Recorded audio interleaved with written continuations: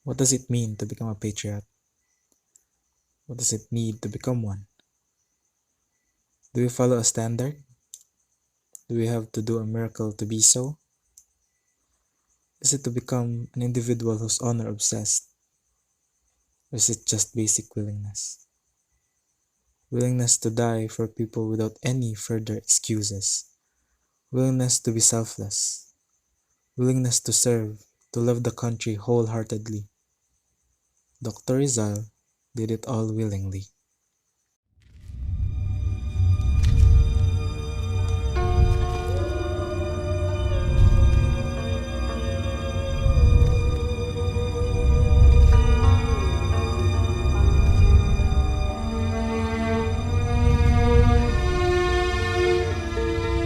Hindi niya napansin ang ingay ng mga usyoso noong araw na iyon. Ang napansin niya ay ang ganda ng araw at ng langit.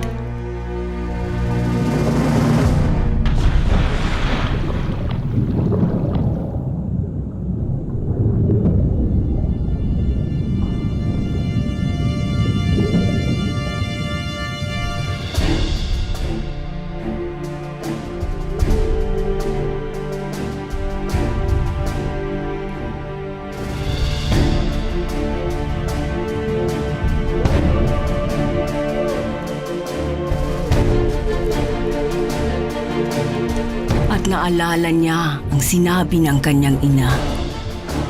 Apunte!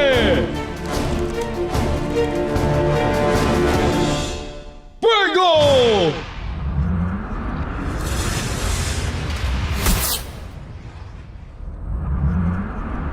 Handa ka bang ipaglaban ang tunay mong pag-ibig?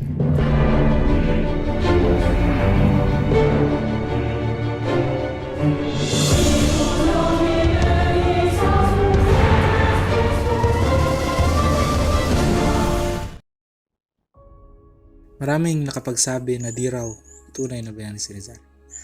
Maraming nakapagtanong kung bakit nga ba siya tinitingala. Daming satsat, talamak, nakabalastugan, pinili niyang mamatay para sa bayan. Kaya mo ba yun? Dahil sa kanya, malaya tayo ngayon.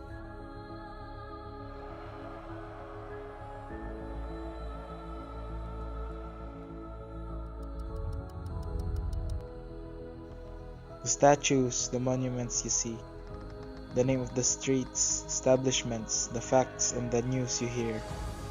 After all that he've been through, he deserves the recognition. Although dead, he still linger in our hearts.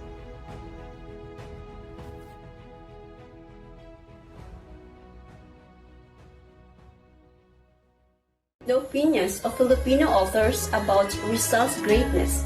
These three authors are Esteban A. de Ocampo, Rafael Palma, and Ambet R. Ocampo.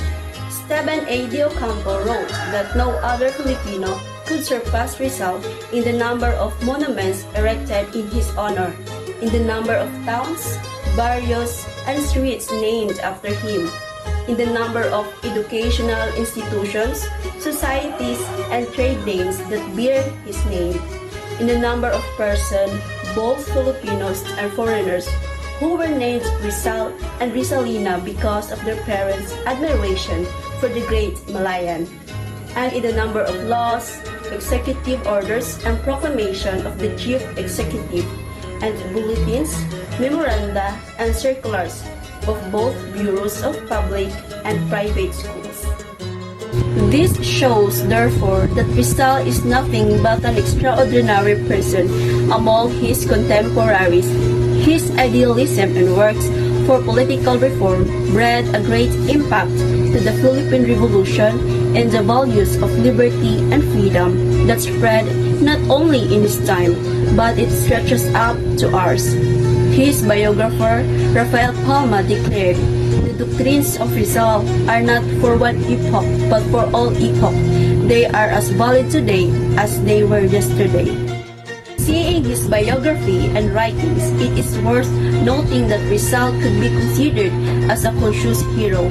Ambet Ocampo wrote, Rizal himself admitted that my dreams have always guided my actions.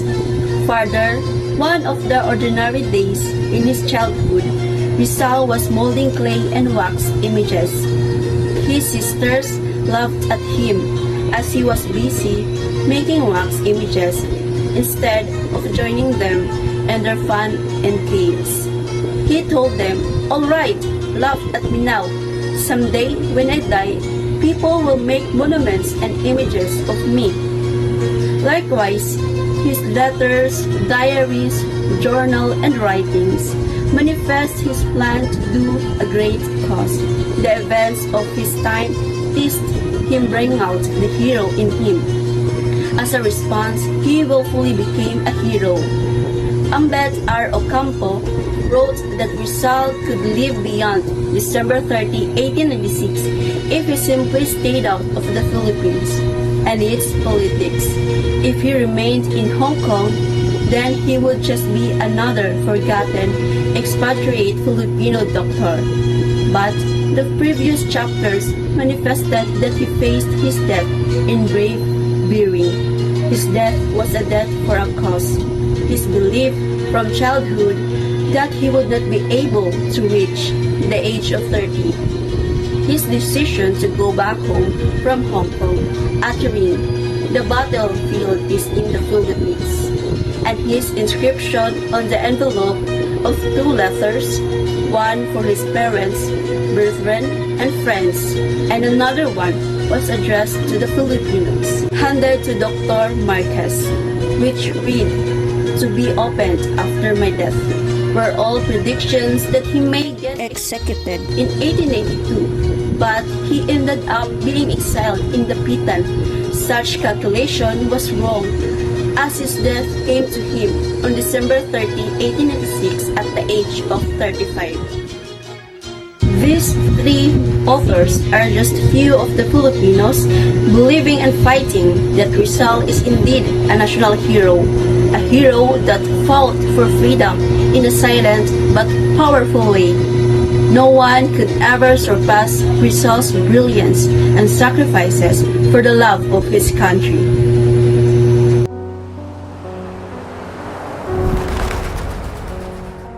At hinayaan namin kayo ni Juan na makapaglakbay sa Europa. Kung saan namulat ang aming isipan tungkol sa kalagayan ng Pilipinas. Nagsimula sa isang hangarin na makamit ang karapatang pangtao sa ilalim ng Espanya. Hanggang sa namulat sa katotohanan. Dala ng walang tigil na pang-alipusta ng mga Kastila sa kayumangging balat. Na wala tayong pinagkaiba sa kanila. Ngunit lahat ng mga pangarap ay nabasag sa pagpatay nila kay Dr. Jose Rizal. Nalulungkot ako tuwing naaalala ko siya at ang kanyang pag-aalay ng buhay. Good morning, everyone. Now, we will proceed to our next topic, the message of our national hero's death, Dr. Jose Rizal's death. Everything has its own ending. Everything ends, but in different ways. All of us will eventually die when our time comes, and all of us are probably wishing for a happy ending. However, life is not a fairy tale that always ends happily. Some endings are tragic, like Simon and our national hero, Dr. Jose Rizal. Both of them died in a tragic way. Both of them died without being able to finish their battles. Now, let me ask you a question. Do you believe that some things that are happening contain a message? Maybe some of you may answer yes, and some may answer no.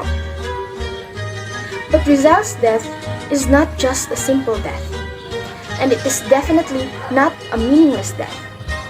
His death contains a message that the people should always remember. In Rizal's novel, El Filibusterismo, the main character Simon didn't have a happy ending because Rizal ended it with Simon's tragic death.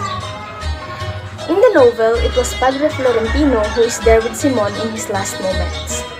Padre Florentino prayed for the dying Simon and took the treasure chest and threw it into the sea, uttering, May nature guard you in her deep abyss among the pearls and corals of her eternal seas. When for some holy and sublime purposes man need you, God will in His wisdom draw you from the bosom of the waves. Meanwhile, there you will not work woe, you will not distort justice, you will not foment avarice. The author, Dr. Jose Rizal, ended the novel with a tragic death, having hope that there would be the time that someone will continue what the hero has started. Someone will find the treasure of passion for freedom and love of our country from the abyss of fear to stand against tyranny. Hence, reciting the prayer of Padre Florentino, he murmured, "Where are you, youth, who will consecrate their golden hours, their illusions, and their enthusiasm to the welfare of their native land, who will generously pour out their blood to wash away so much shame, so much crime, so much abomination? Pure and spotless must the victim be that the sacrifice may be acceptable. Where are you, youth, who will embody in yourselves the vigor of life that has left our veins, the purity of the ideas that has been contaminated in our brains, the fire of enthusiasm that has been quenched in our hearts? We await you, O youth. Come, for we await you." The death of the author, Rizal, must have the same message. A conscious summon to the youth of his time and ours to continue what Simon, Rizal himself, has started and envisioned for his beloved people and country. Rizal's death is a calling for the youth to fight for freedom, to fight for our country and its people's rights. It is a message that he alone could not accomplish what he has started. That's why he put his trust in the youth. Ang kabataan ang pag-asa ng bayan is what Dr. Jose Rizal believed. His heroism cost him his sufferings, as well as his death. His love for his country and his desire to reform the Philippine society by uncovering its ills and awakening the Filipino youth cost him his death. Now, we should remember that Rizal's death is a conscious summon for us, the Filipino youth, to continue what he started and envisioned for his beloved people and country. His death means that a single person like him or a few cannot free and change our country, the Philippines. That's why he is calling us. He wants to awaken us, the youth. He wants us to see and realize that we have the power to make a change, for we are the hope for the better Philippines. Now let's proceed to our next topic. We might be wondering, how can someone become a hero? What is needed to be done to be qualified as a hero? All of us have someone or people we consider as our own heroes. It can be your mother, your father, sister, friend, teacher, stranger, anyone. We have our own reasons why we consider them as a hero. I know it has something to do about them saving you in whatever situation you are in. But let's talk about Dr. Jose Rizal. He is not just my hero or your hero, because he is our hero, the Philippines' national hero, the hero of all Filipinos. So what made Dr. Jose Rizal qualified as a hero? According to Rafael Palma, Rizal's valor to withstand danger and suffering for the country qualifies him as a hero. Rafael Palma wrote, "What is most admirable in Rizal is his complete self-denial, his complete abandonment of his personal interest in order to think only of those of his country.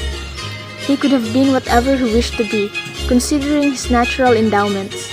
He could have earned considerable sums of money from his profession. He could have lived relatively rich, happy, prosperous, had he not dedicated himself to public matters. He did not have great means at his disposal to carry out his campaign, but that did not discourage him. He counted himself with what he had. He suffered the rigors of the cold winter in Europe. He suffered hunger and privation and misery.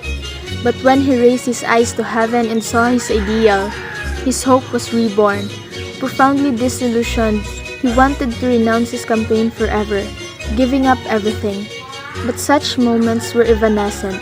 he soon felt comforted and resumed the task of bearing the cross of his suffering. We know that Dr. Jose Rizal is a brilliant person. He could have lived his life just thinking about himself, his dreams, and his future, instead of sacrificing his life for the sake of the people he doesn't even know. Our national hero is a perfect example of a selfless person. He abandoned his personal interest and sacrificed himself for the sake of the Filipinos. He could have lived and enjoyed his life, for he has what it takes to be successful. He could have earned a lot of money, built a family of his own, and lived with them happily. There is an easier road for him, but he chose the difficult one. He prioritized others over himself, and he carried a burden that he could have avoided but chose to take. Now, I'll ask you, are we lucky to have Dr. Jose Rizal? No doubt, the answer is a yes. The kind of Rizal is a gift for his people. His intelligence, courage, and passion for truth. But as a consequence, he was considered as no ordinary enemy of Spain, which later cost him his life as he was shot to death. While he is considered as a hero, a savior by the Filipinos before, he is considered as a villain for Spain, an enemy that needs to be eliminated. Rizal was honored after his death with his exceptional service to mankind, and he deserved it.